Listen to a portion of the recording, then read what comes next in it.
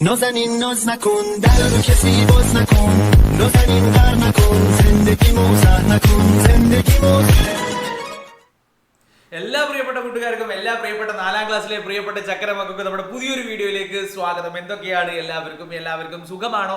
എല്ലാവരും സുഖമായിരിക്കുന്നുണ്ടോ? അടിപൊളിയല്ലേ? ഇനിയിപ്പോൾ ക്രിസ്മസ് പരീക്ഷന്റെ കാലഘട്ടമാണ് അല്ലേ? ക്രിസ്മസ് പരീക്ഷന്റെ കാലഘട്ടമാണ്. ഓണപരീക്ഷ ഒക്കെ കഴിഞ്ഞിട്ടുണ്ട്. ക്രിസ്മസ് പരീക്ഷന്റെ കാലഘട്ടമാണ്. പിന്നെ അതിന് മുന്നേ നമുക്കൊരു കാര്യം പറയാനുള്ള എന്താണെന്ന് വെച്ചിട്ടുണ്ടെങ്കിൽ LSS ക്ലാസ്സുകൾ നമ്മൾ തുടങ്ങിയിട്ടുണ്ട്. ഏകദേശം 20-25ഓളം ക്ലാസ്സുകൾ നമ്മളിത് കഴിഞ്ഞിട്ടുണ്ട്. സെറ്റായിട്ട് എല്ലാവരും അടിച്ചു പൊളിച്ച് 7:45 8 മണിയാകുമ്പോൾ നമ്മുടെ മക്കളൊക്കെ വരാറുണ്ട്.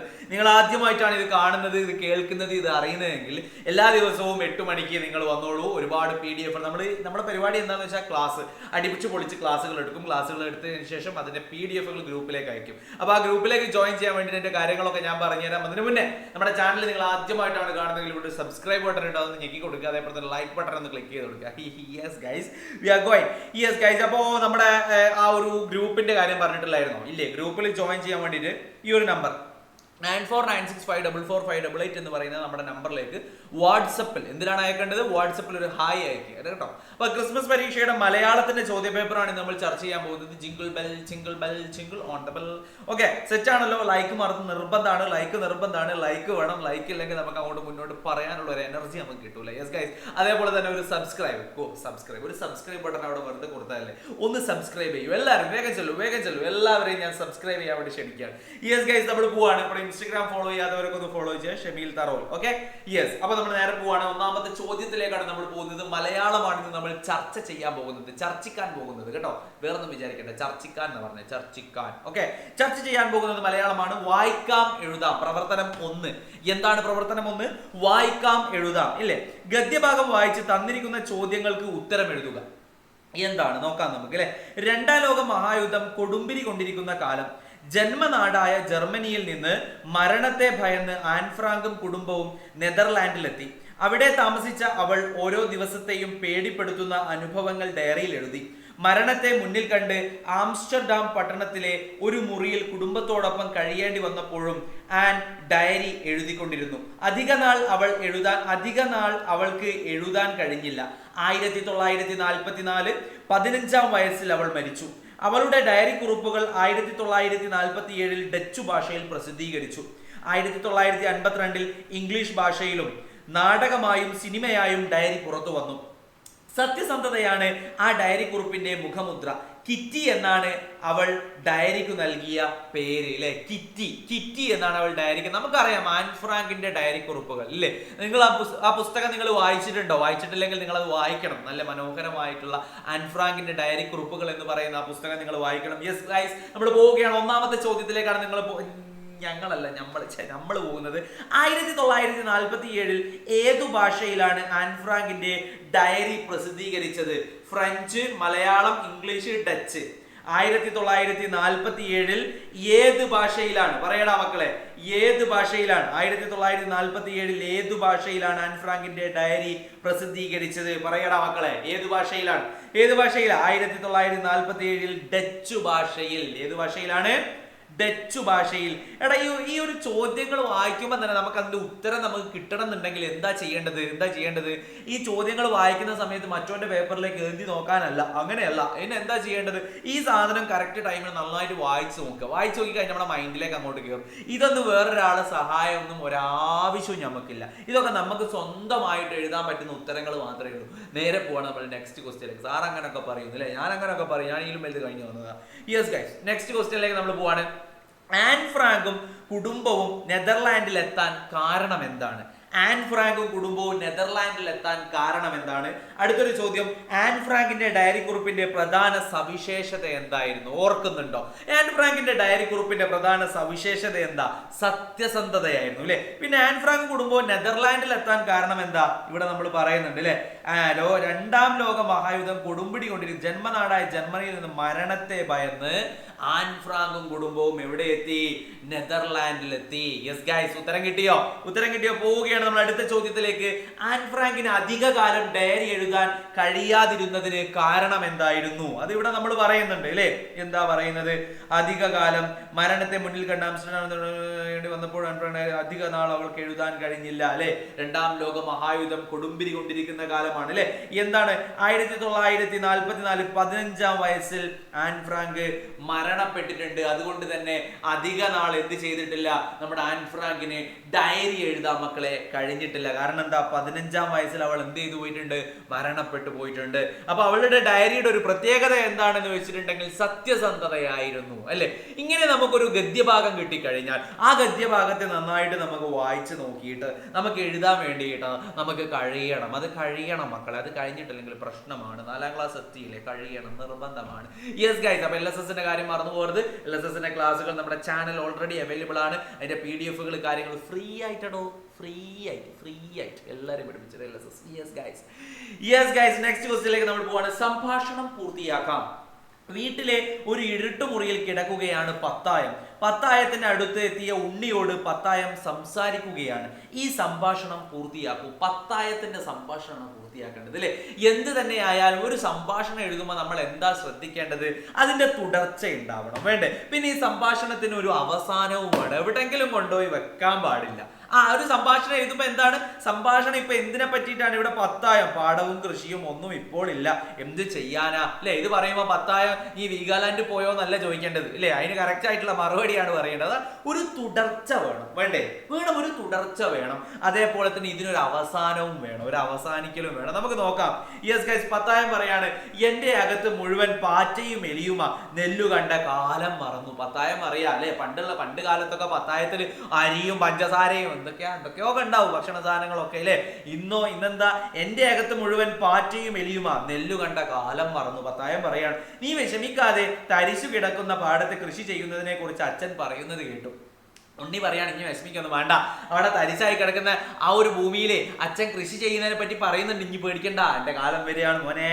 അങ്ങനെ ഒരു സുവർണകാലം എനിക്കിനി സ്വപ്നം കാണാനേ പറ്റൂ എന്നാ കരുതിയിരിക്കുന്നത്. പത്തായം പറയാ. ഇപ്പൊ പറയാണ്, അതൊന്നുമല്ല, കൃഷിയിലേക്ക് ആളുകൾ തിരിച്ചു വന്നു തുടങ്ങി, ഞാൻ വലുതാകട്ടെ, നമ്മുടെ പാടത്തൊക്കെ കൃഷി ചെയ്യുമെന്ന് ആര് പറയാ?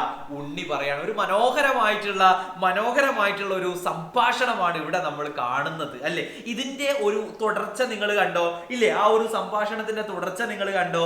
അതിന്റെ ഒരു അവസാനം നിങ്ങൾ കണ്ടോ? എവിടെ കണ്ടോ? അങ്ങനെ നോക്കിയില്ല, കാണാം. യെസ് ഗൈസ്, നെക്സ്റ്റ് ക്വസ്റ്റ്യനിലേക്ക് പോവാണ്. പ്രസംഗം തയ്യാറാക്കാൻ. പ്രിയപ്പെട്ട നാട്ടുകാരെ, ഞാൻ ഇന്നിവിടെ പറയാൻ പോകുന്നത്, അങ്ങനെയാണോ പ്രസംഗം എഴുതുന്നത്? എങ്ങനെയാണ് പ്രസംഗം എഴുതുന്നത്? നമുക്ക് നോക്കാം. പ്രസംഗം തയ്യാറാക്കാം. ചക്കയും മാങ്ങയും 6 മാസം, അങ്ങനെയും ഇങ്ങനെയും 6 മാസം. ഇതായിരുന്നു കേരളത്തിലെ ഒരു കാലത്തെ ഭക്ഷണ രീതി. എന്താണ്? ചക്കയും മാങ്ങയും 6 മാസം, അങ്ങനെയും ഇങ്ങനെയും 6 മാസം. ഇതായിരുന്നു കേരളത്തിലെ ഒരു കാലത്തെ ഭക്ഷണ രീതി. ഇപ്പോൾ ആ പതിവൊക്കെ മാറി. വീട്ടിലേക്ക് വേണ്ട ഭക്ഷ്യവസ്തുക്കളിൽ നല്ലൊരു പങ്കും പണം കൊടുത്തു വാങ്ങുന്നു ഇല്ലേ. എന്തൊക്കെയാ നമ്മൾ വാങ്ങുന്നത്? ചപ്പാത്തി നമ്മൾ റെഡിമെയ്ഡാ വാങ്ങുന്നത്. ദോശയുടെ ബാറ്റർ വേറെ കിട്ടും ഇല്ലേ. എന്നിട്ട് നമ്മൾ എന്ത് ചെയ്താൽ മതി? അത് മുറിച്ചിട്ട് പാത്രത്തിലേക്ക് പറഞ്ഞ് ദോശ അങ്ങ് ഉണ്ടാക്കിയാൽ മതി. അതൊന്നിന്റെ ഒരു ആവശ്യമില്ല. ഇഡ്ഡലി കിട്ടും, സാമ്പാർ വാങ്ങാൻ കിട്ടും, അവിയൽ വാങ്ങാൻ കിട്ടും, ചിക്കൻ കറി വാങ്ങാൻ കിട്ടും, എല്ലാ സാധനവും നമുക്ക് വാങ്ങാൻ കിട്ടും. എല്ലാം നമുക്ക് അങ്ങനെയാണ് വരുന്നത് അല്ലെ. ബേക്കറി പലഹാരങ്ങളും ഫാസ്റ്റ് ഫുഡും നമ്മുടെ ഭക്ഷണക്രമത്തിൽ സ്ഥാനം പിടിച്ചിരിക്കുന്നു. ആരോഗ്യകരമായ ഭക്ഷണ സംസ്കാരം വളർത്തിക്കൊണ്ടുവരണം എന്ന ആശയത്തിൽ ഊന്നി ഒരു പ്രസംഗം തയ്യാറാക്കാൻ. ഒരു പ്രസംഗം തയ്യാറാക്കുമ്പോൾ എങ്ങനെയാണ്? പ്രസംഗത്തിന്റെ ആദ്യത്തിൽ എന്താ ഉണ്ടാവുക? നമുക്ക് നോക്കാം. സുഹൃത്തുക്കളെ, അല്ലെങ്കിൽ നാട്ടുകാരെ, പ്രിയപ്പെട്ട നാട്ടുകാരെ, അല്ലെങ്കിൽ പ്രിയപ്പെട്ട സുഹൃത്തുക്കളെ എന്ന് പറഞ്ഞിട്ടാണ് എന്ത് ചെയ്യുന്നത്? ഒരു പ്രസംഗം സ്റ്റാർട്ട് ചെയ്ത വേദിയിലിരിക്കുന്ന വിശിഷ്ട വ്യക്തികളെ അല്ലെ, ഞാൻ ഇന്നിവിടെ പറയാൻ പോകുന്നത് ഭക്ഷണ രീതികളെ കുറിച്ച് പറയുന്ന ഒരു പ്രസംഗമാണ് എന്ന് പറഞ്ഞിട്ട് ആദ്യം തന്നെ അതിലൊരു തുടക്കം ഉണ്ടാവും. എന്നിട്ടാണ് അല്ലെ പ്രിയപ്പെട്ടവരെ, അല്ലെങ്കിൽ സുഹൃത്തുക്കളെ, അല്ലെങ്കിൽ നാട്ടുകാരെ എന്നൊക്കെ പറഞ്ഞിട്ട് അഭിസംബോധനം ചെയ്തുകൊണ്ടാണ് പ്രസംഗം തുടങ്ങുന്നത് അല്ലെ. വീട്ടുപറമ്പിൽ സുലഭമായി കിട്ടിയിരുന്ന കാർഷിക ഉൽപ്പന്നങ്ങൾ ഭക്ഷണത്തിനായി ഉപയോഗിച്ചിരിക്കുന്ന ഒരു കാലം നമുക്കുണ്ടായിരുന്നു ഇല്ലേ. താള്, തകര, മത്തനില, കായ, കപ്പ, വാഴപ്പിണ്ടി, മധുരക്കിഴങ്ങ് തുടങ്ങി വൈവിധ്യമാർന്ന ഭക്ഷ്യവസ്തുക്കൾ നമ്മുടെയൊക്കെ വീടുകളിൽ രുചിയുള്ള വിഭവങ്ങളായി മാറിയിരുന്നു. അന്നൊക്കെ പണം കൊടുത്ത് ആഹാര വസ്തുക്കൾ വാങ്ങിക്കുന്ന പതിവും കുറവായിരുന്നു. ഇന്നത്തെ പോലെ ഫാസ്റ്റ് ഫുഡും പാക്കറ്റ് ഫുഡും വിരളം. എന്തും വില കൊടുത്തു വാങ്ങുന്ന ശീലവും കൃഷിയോട് താല്പര്യമില്ലാതെയായും ഗുരുതരമായ ആരോഗ്യ പ്രശ്നങ്ങൾക്ക് കാരണമാകുകയാണ് ഇന്ന്. ഇല്ലേ, വളരെ മനോഹരമായിട്ടുള്ള ഒരു പ്രസംഗമാണ് അല്ലേ. നമ്മുടെ വീട്ടുമുറ്റത്ത് നിന്ന് ചെറു കൃഷികളൊക്കെ അപ്രത്യക്ഷമായി പോയി. നാട്ടുഭക്ഷണത്തിന്റെ രുചി തിരിച്ചറിയുകയും നമ്മുടെ വീട്ടുവളപ്പിൽ കൃഷി ചെയ്യുന്ന പച്ചക്കറികളൊക്കെ നട്ടു വളർത്തുകയും ചെയ്യണം. അങ്ങനെ സ്വന്തം പറമ്പിലെ വിളകളെ ഇലയായും കായായും പൂവായും നമുക്ക് ആഹാരമാക്കാം. നാട്ടുഭക്ഷണത്തിന്റെ രുചിക്കൂട്ടുകൾ ശീലമാക്കാം. നാട്ടുരുചികളിലേക്ക് മടങ്ങിപ്പോകാം. നന്ദി, നമസ്കാരം. അല്ലെ, ചെറിയൊരു പ്രസംഗമാണ്. നിങ്ങളെ ഭാവനയിൽ എന്താണോ വിരിയുന്നത്, ആ വിരിയുന്നത് ഇന്ന കോയിമക്കളങ്ങനെ വിരിയാൻ മുട്ട വിരിഞ്ഞു വരാൻ അങ്ങനെയാണോ? അല്ലല്ലേ, നമ്മൾ അങ്ങനെയാ പറയാ. നിങ്ങളെ ഭാവനയിൽ എന്താണോ വിരിയുന്നത് അതിങ്ങോട്ട് വിരിയിക്കുക. ഇതിനകത്തേക്ക് വിരിയിക്കുക. ഒരു പ്രസംഗം എഴുതുമ്പോൾ നമുക്കറിയാം, ഈ പ്രസംഗമാണെങ്കിലും നോട്ടീസ് ആണെങ്കിലും ആസ്വാദനക്കുറിപ്പാണെങ്കിലും ഈ സാധനത്തിനൊക്കെ ഒരു ഫോർമാറ്റ് ഉണ്ട്. ആ ഫോർമാറ്റ് കീപ്പ് ചെയ്താൽ തന്നെ അത് നല്ലൊരു മാർക്ക് നമുക്ക് സ്കോർ ചെയ്യാൻ വേണ്ടി പറ്റും. അതാണ് അതിൻ്റെ ഒരു ഐഡിയ എന്ന് പറയുന്നത്. ഐഡിയ ഉപയോഗിച്ചിട്ടല്ല നമ്മൾ പരീക്ഷ എഴുതുക. അല്ലാണ്ട് കുറേ അങ്ങോട്ട് പഠിച്ചു പോയിട്ട് ഇത് അങ്ങനെ എഴുതാൻ പറ്റിയിട്ടില്ലെങ്കിൽ എന്താക്കും, ഐഡിയയും കൂടി പോകണം, ട്രിക്കും കൂടെ പോകണം. വേണ്ടേ? ട്രിക്കും പഠനവും രണ്ടും കൂടെ അങ്ങോട്ട് മിക്സ് ആക്കി കലർത്തിയ ഫുൾ മാർക്ക് ഞമ്മക്ക് തന്നെ, വേറെ എടുത്ത് നമ്മളെ കടത്തൂല. യെസ് ഗൈസ്, നെക്സ്റ്റ് ക്വസ്റ്റ്യനിലേക്ക് നമ്മൾ പോവാണ്. ഭക്ഷണവുമായി ബന്ധപ്പെട്ട ഒരു പഴഞ്ചൊല്ല് എഴുതാൻ വേണ്ടി പറയാണ് അല്ലേ. ഭക്ഷണവുമായി ബന്ധപ്പെട്ട് ഇഷ്ടംപോലെ പഴഞ്ചൊല്ല് നിങ്ങൾക്ക് അറിയാം. ഒന്നേതെങ്കിലും നിങ്ങൾ എഴുതി കൊടുക്കുക. യെസ്, നെക്സ്റ്റ് ഒരു ക്വസ്റ്റ്യനിലേക്ക് നമ്മൾ പോവാണ്. കവിതാ രചന ഇല്ലേ. പൂക്കൾ നല്ല പൂക്കൾ, പൂന്തേനൂറും പൂക്കൾ, മരങ്ങൾ നല്ല മരങ്ങൾ. ബാക്കി എന്താ എഴുതേണ്ടത് നമുക്ക് നോക്കാം അല്ലേ. ഇവിടെ വായയ്ക്കു നല്ലതെല്ലാം വയറിനു നല്ലതെന്ന് വരില്ല എന്ന് പറഞ്ഞൊരു പഴഞ്ചൊല്ലുണ്ട് അല്ലേ. പൂക്കൾ നല്ല പൂക്കൾ, പൂന്തേനൂറും പൂക്കൾ, മരങ്ങൾ നല്ല മരങ്ങൾ, തണലേകുന്ന മരങ്ങൾ, താരകങ്ങൾ നല്ല താരകങ്ങൾ, മിന്നിത്തിളങ്ങുന്ന താരകങ്ങൾ അല്ലേ. എന്തു മനോഹരമായിട്ടുള്ള ഒരു കവിതയാണ് ഇവിടെ കൊടുത്തിരിക്കുന്നത് അല്ലേ. ഈ കവിത എഴുതുമ്പോൾ നമ്മൾ നേരത്തെ ഒരു സാധനം പറഞ്ഞ് നിങ്ങൾ ഓർക്കുന്നുണ്ടോ? എന്താ നമ്മൾ നേരത്തെ പറഞ്ഞത്? നമ്മൾ പറഞ്ഞിരിക്കുന്നത് ഈ കവിത സംഭാഷണം എഴുതുമ്പോൾ അതിനൊരു തുടക്കവും ഒരു ഒടുക്കവും വേണമെന്ന് നമ്മൾ പറഞ്ഞിട്ടുണ്ടായിരുന്നു. നിങ്ങൾ ഓർക്കുന്നുണ്ടോ? സംഭാഷണം എഴുതുമ്പോൾ അതേപോലെ തന്നെ കവിത എഴുതുവാണെങ്കിൽ കവിതക്കൊരു തുടക്കവും ഒരു ഒടുക്കവും ഇല്ല. കവിക്ക് താളവും ഈണവും കവിതക്ക് വേണം. എന്താ വേണ്ടത്? ഒരു താളവും ഈണവും കവിത വേണം. അതേപോലെ തന്നെ ഇതിന്റെ വരികൾ എന്ത് ചെയ്യണം? ആ വരികൾക്ക് തുടർച്ചയായിട്ട് നമ്മൾ എഴുതണം. ഈ മരങ്ങൾ നല്ല മരങ്ങൾ എഴുതി കഴിഞ്ഞാൽ പിന്നെ വണ്ടികൾ നല്ല എഴുതി കൊടുക്കുക. പിന്നെ മരത്തിനെ പറ്റിയിട്ടാണ് എഴുതേണ്ടത് കേട്ടോ. മനസ്സിലായോ? അതായത് പൂക്കൾ നല്ല പൂക്കൾ, പൂവിനെ പറ്റിയും മരത്തിനെ പറ്റിയോ പറയുന്നത്. അപ്പൊ നമ്മൾ വലിയ കെട്ടിടത്തിനെ പറ്റി പോയി പറഞ്ഞിട്ട് കാര്യമില്ല. എന്താണോ ഈ ഒരു സാധനം അതിന്റെ ഒരു തുടർച്ച ഉണ്ടാവണം. നേരത്തെ നമ്മൾ പറഞ്ഞിട്ടില്ലായിരുന്നു, തുടർച്ച ഉണ്ടാവണം അല്ലേ സംഭാഷണത്തെ പറഞ്ഞു. അതേപോലെ തന്നെ ഇത് ഈണവും താളവും. എന്താ ഈണവും താളവും? പൂക്കൾ നല്ല പൂക്കൾ, അതന്നെ. മരങ്ങൾ നല്ല മരങ്ങൾ, താരകങ്ങൾ നല്ല താരകങ്ങൾ. കണ്ടോ, അതിനൊരു ഈണവും താളവും. അങ്ങനെ താളത്തിലാണ് പോകുന്നത് അല്ലേ. അല്ലെ, ആ വരികളെ പോലെ ഇങ്ങനെ അല്ലേ. അത് കൂട്ടി അങ്ങോട്ട് എഴുതി കൊടുക്കുക. അത്രയേ ഉള്ളൂ. സിമ്പിൾ ആയിട്ടുള്ള കാര്യമാണ്. നെക്സ്റ്റ് ക്വസ്റ്റ്യനിലേക്ക് പോകണം. വിവരണം തയ്യാറാക്കാം. പ്രവർത്തനം 5 വിവരണം തയ്യാറാക്കാൻ വേണ്ടി പറയാണ്. അപ്പവും കൂട്ടുകാരും നാടൻ കളികളുടെ പേര് പറഞ്ഞ് കളിക്കുകയാണ്. അവർ പറഞ്ഞ പേരുകൾ നോക്കുക. സാറ്റുകളി, കല്ലുകളി, അക്കുകളി, ഒളിച്ചുകളി, കബഡിക്കളി, കള്ളനും പോലീസും കളി. നിങ്ങളുടെ നാട്ടിലും ഉണ്ടാവില്ലേ ഇതുപോലെ ധാരാളം നാടൻ കളികൾ? ഏതെങ്കിലും ഒരു കളിയെ കുറിച്ച് വിവരണം തയ്യാറാക്കൂ. കളികൾ, ഒരുപാട് കളികളെ പറ്റി നമ്മൾ പഠിക്കുന്നുണ്ട് അല്ലേ. നമ്മുടെ ടെക്സ്റ്റ് ബുക്കിലാണെങ്കിലും അങ്ങനെ ഒരുപാട് കളികളെ പറ്റി പഠിക്കുന്നുണ്ട്. അപ്പൊ നമുക്ക് അറിയുന്ന ഒരു കളിയെ പറ്റി വിവരണം തയ്യാറാക്കുമ്പോൾ എന്താ നമ്മൾ ശ്രദ്ധിക്കേണ്ടത്? ആ കളി എന്താണ്, എത്ര പേര് കൂടിയിട്ടാണ് ആ കളി കളിക്കുന്നത് അല്ലെ, ആ കളിയിൽ വേണ്ട ഉപകരണങ്ങൾ എന്താണ്, എത്ര സമയം, ഇതൊക്കെ വെച്ച് ആ കളിയുടെ ഒരു പൂർണ്ണ രൂപമാണ്. നമുക്ക് നോക്കാം. ഇവിടെ ഒളിച്ചു കളിയാണ് അല്ലെ. സാറ്റുകളി എന്നും ഈ കളിക്ക് പേരുണ്ട്. ഒരു കുട്ടി 1 മുതൽ 10 വരെയോ 25 വരെയോ 50 വരെയോ എണ്ണും. ഒരു മരത്തിനോ ചുമരിനോ അഭിമുഖമായി കണ്ണുപൊത്തി നിന്നാണ് എണ്ണുക. അതിനിടെ മറ്റു കുട്ടികൾ ഒളിക്കണം. എണ്ണുന്ന കുട്ടി എണ്ണൽ പൂർത്തിയാക്കിയതിനു ശേഷം ഒളിച്ച കുട്ടികളെ കണ്ടുപിടിക്കണം. ഒളിച്ചിരിക്കുന്ന കുട്ടികൾ ആരെങ്കിലും ഓടി വന്ന് മരത്തിലോ ചുമരിലോ തൊട്ടാൽ എണ്ണിയ കുട്ടി കളിയിൽ തോൽക്കും. ഒളിച്ചിരിക്കുന്നവരെ കണ്ടുപിടിച്ച് ഓടി വന്ന് മരത്തിലോ ചുമരിലോ തൊട്ടാൽ എണ്ണിയ കുട്ടി വിജയിക്കും അല്ലെ. ഇങ്ങനെ എന്താണ് സാറ്റുകളി അല്ലെങ്കിൽ ഒളിച്ചുകളി അല്ലെ. ഒളിച്ചുകളിക്ക് മറ്റൊരു പേര് കൂടെ ഉണ്ട്, സാറ്റുകളി ഇല്ലേ. നമ്മളൊക്കെ കളിക്കുന്നതാണ്. അതെന്ത് മനോഹരമായിട്ടാണ് ഇവിടെ വിവരിച്ചത്.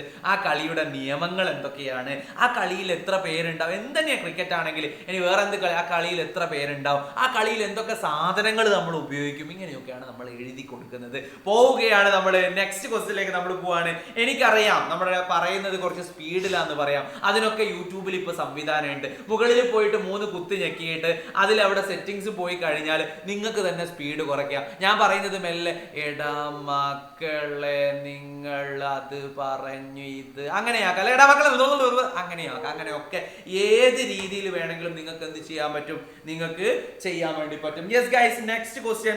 വള്ളംകളിയെ കുറിച്ച് അനന്തു തയ്യാറാക്കിയ കുറിപ്പ് നോക്കൂ. വിട്ടുപോയ ചിഹ്നങ്ങൾ ചേർക്കുക. ഒരു ജലവിനോദമാണ് വള്ളംകളി. വള്ളപ്പട എന്ന പേരിൽ അറിയപ്പെടുന്ന സമർത്ഥരായ നാവിക സൈന്യം വിനോദത്തിനായി വള്ളംകളി നടത്തിയിരിക്കുന്ന ചരിത്രം പറയുന്നു. ചമ്പംകുളത്തെ മൂലം വള്ളംകളി, ആറന്മുള ഉത്രട്ടാതി വള്ളംകളി, ആലപ്പുഴ പുന്നമടക്കായലിലെ നെഹ്റു ട്രോഫി വള്ളംകളി തുടങ്ങിയവ കേരളത്തിലെ പേരുകേട്ട വള്ളംകളികളാണ്. വള്ളംകളിയെ കുറിച്ച് അനന്തു തയ്യാറാക്കി കുറിപ്പ് നോക്കൂ. വിട്ടുപോയ ചിഹ്നങ്ങൾ ചേർക്കുക. ഇവിടെ എന്താണ് നമുക്ക് നോക്കാം. ഒരു ജലവിനോദമാണ് വള്ളംകളി. വള്ളപ്പട എന്ന പേരിൽ അറിയാം. നമുക്ക് നോക്കാം. നോക്കൂ, ഒരു ജലവിനോദമാണ് വള്ളംകളി. വള്ളപ്പട എന്ന പേരിൽ അറിയപ്പെടുന്ന സമർത്ഥരായ നാവിക സൈന്യം വിനോദത്തിനായി വള്ളംകളി നടത്തിയിരുന്നുവെന്ന് ചരിത്രം പറയുന്നു. ചമ്പംകുളത്തെ മൂലം വള്ളംകളി, ആറന്മുള ഉത്രട്ടാതി വള്ളംകളി, ആലപ്പുഴ പുന്നമടക്കായലിലെ നെഹ്റു ട്രോഫി വള്ളംകളി തുടങ്ങിയവ കേരളത്തിലെ പേരുകേട്ട വള്ളംകളികളാണ്. അല്ലെ, ഇവിടെ നമ്മളോട് എന്താ പറഞ്ഞിരിക്കുന്നത്? ഇവിടെ നമ്മളോട് വിട്ടുപോയ ചിഹ്നങ്ങൾ ചേർക്കാൻ വേണ്ടി പറഞ്ഞതാ, അല്ലെ? വിട്ടുപോയ ചിഹ്നങ്ങളാണ് ചേർക്കാൻ വേണ്ടി പറഞ്ഞത്. അതിവിടെ മനോഹരമായി ചേർത്ത് കൊടുത്തിട്ടുണ്ട്. ചിഹ്നങ്ങൾ ഇല്ലേ, നമുക്ക് തോന്നും ഒറ്റ പ്രാവശ്യം വായിക്കുമ്പോൾ തോന്നും ഇതിൽ ചിഹ്നങ്ങളൊക്കെ റെഡിയാണല്ലോ, ഇതിൽ വേറെ ഒന്നും ചേർത്താനില്ലല്ലോ എന്നൊക്കെ ഒറ്റ പ്രാവശ്യം വായിക്കുമ്പോൾ നമുക്ക് തോന്നും. പക്ഷെ അങ്ങനെയല്ല, അത് ചിഹ്നങ്ങൾ ചേർക്കാനുണ്ടായിരുന്നു. അല്ലെ, നെക്സ്റ്റ് ക്വസ്റ്റ്യനിലേക്ക് നമ്മൾ പോവാണ്. റെഡി? അടുത്തത് എന്താ? മുരളി കഥകളി കാണാൻ പോയതിന്റെ വിവരണം മുരളി കണ്ട കഥകളി എന്ന പാഠഭാഗത്തുണ്ട്. ഏതെങ്കിലും ഒരു കലാരൂപം കാണാൻ പോയ അനുഭവത്തെ കുറിച്ച് എഴുതാൻ വേണ്ടി പറയാണ്. അല്ലെ, നിങ്ങൾ പോയിട്ടുണ്ടോ? ഞാൻ പോയിട്ടുണ്ട് കുറെ കലാരൂപങ്ങൾ. നിങ്ങൾ പോയിട്ടുണ്ടോ? ഇല്ലേ കലോത്സവത്തിനൊക്കെ നിങ്ങൾ കാണാറില്ലേ? അതൊക്കെ ഓരോ കലാരൂപം കാണാറില്ലേ? ഇല്ലേ. ഇവിടെ നമുക്ക് നോക്കാം. ഇവിടെ ഞങ്ങളുടെ നാട്ടിലെ ഓണത്തോടനുബന്ധിച്ച് അരങ്ങേറുന്ന കുമ്മാട്ടി എന്ന കലാരൂപം കാണാൻ ഞാൻ പോയിരുന്നു. ശരീരമാസകലം പുല്ല് വെച്ച് കെട്ടി കുമ്മാട്ടി കളിക്കാർ ചുവട് വെക്കുന്നത് കാണാൻ നല്ല രസമാണ്. അല്ലെ, കുമ്മാട്ടികൾ കണ്ടിട്ടില്ലേ? കഴിഞ്ഞ LSS ക്ലാസ്സിൽ കുമ്മാട്ടി കണ്ടിട്ടില്ല എന്ന് വെച്ചിട്ട് ഞാനവർക്ക് ഫോട്ടോ കാണിച്ചു കൊടുത്തിരുന്നു. കുമ്മാട്ടി മുള്ളു പുല്ല് വെച്ചിട്ട് ഇങ്ങനെ ചാടി ഡാൻസ് കളിക്കുന്നത്. അല്ലെ, നല്ല രസമാണ് അത് കാണാൻ. ചെണ്ടയുടെ താളത്തിലാണ് കുമ്മാട്ടികൾ ചുവട് വെക്കുക. കുമ്മാട്ടി വേഷക്കാരുടെ മുഖംമൂടി കാണാനും നല്ല ഭംഗിയാണ്. നല്ല രസമാണ് കുമ്മാട്ടി കാണാൻ വേണ്ടിയിട്ട്. നിങ്ങൾ കണ്ടിട്ടുണ്ടോ? നിങ്ങൾ കണ്ടിട്ടില്ലെങ്കിൽ എന്തായിട്ടും കാണണം. യെസ് ഗൈസ്, ഇതോടുകൂടി മലയാളത്തിന്റെ ചോദ്യം ഇവിടെ അവസാനിക്കുകയാണ്. മലയാളം അടിച്ചു പൊളിച്ച് ഇതേപോലെയുള്ള ചോദ്യങ്ങൾ നമുക്ക് പരീക്ഷയ്ക്ക് പ്രതീക്ഷിക്കാം. ഇതേപോലെയുള്ള ഒരുപാട് ചോദ്യങ്ങൾ നമ്മുടെ ചാനൽ അവൈലബിൾ ആണ്. കഴിഞ്ഞ പ്രാവശ്യത്തത്, അതിന്റെ മുമ്പത്തെ പ്രാവശ്യം ഒക്കെ അവൈലബിൾ ആണ്. ഇത് പുതിയൊരു ചോദ്യം കിട്ടിയപ്പോൾ ഞാൻ ചെയ്തു എന്ന് മാത്രമേ ഉള്ളൂ. യെസ് ഗൈസ്, അപ്പൊ എന്റെ എല്ലാ പ്രിയപ്പെട്ട മക്കളും നമ്മൾ ആദ്യം പറഞ്ഞ് മറന്നു പോകാൻ പാടില്ല. ഒരു ലൈക്ക് ചെയ്യണം, അതേപോലെ സബ്സ്ക്രൈബ് ചെയ്യണം. LSS ക്ലാസ്സിലേക്ക് വരണം. LSS ക്ലാസ് തുടങ്ങിയിട്ട് എന്റെ ഗ്രൂപ്പിൽ ജോയിൻ ചെയ്യണം. യെസ് ഗൈസ്, നമ്മൾ പോവുകയാണ്. അടുത്ത നല്ലൊരു വീഡിയോ നമുക്ക് വീണ്ടും കാണാം. അതുവരേക്കും എന്റെ എല്ലാ പ്രിയപ്പെട്ട മക്കൾക്കും സൈനിങ് ഔട്ട്. ബൈ ഡാ മക്കളെ, ലവ് യു.